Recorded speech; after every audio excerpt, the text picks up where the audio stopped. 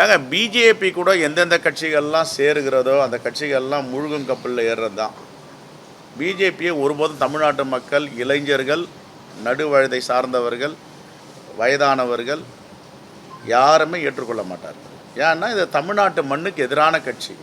ஒரே ஒரு உதாரணம் சொல்கிறேன். தமிழ்நாட்டுக்கு கொடுக்க வேண்டிய ஜல்ஜீவன் நீர் பங்கீடுடைய பணத்தை கொடுக்கல, சமக்கிர சிக்ஷா அபியான் அந்த பணத்தை கொடுக்கல, ஜிஎஸ்டி கொடுக்கல, மெட்ரோ வாட்டர் மதுரைக்கும் கோயம்புத்தூருக்கும் வரத்து தடுத்து நிறுத்திட்டாங்க.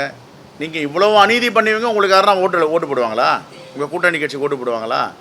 சொல்லுங்கள். நிதிநிலை அறிக்கையில் பட்ஜெட்டில் எப்போவுமே தேர்தல் நடக்குதுன்னா தேர்தல் நடக்கும் மாநிலங்களில் ஐவாஷ் பண்ணுறதுக்காக கொஞ்சம் ஒதுக்குவாங்க. ஒதுக்கிட்டு அதை நடைமுறைப்படுத்த மாட்டாங்க.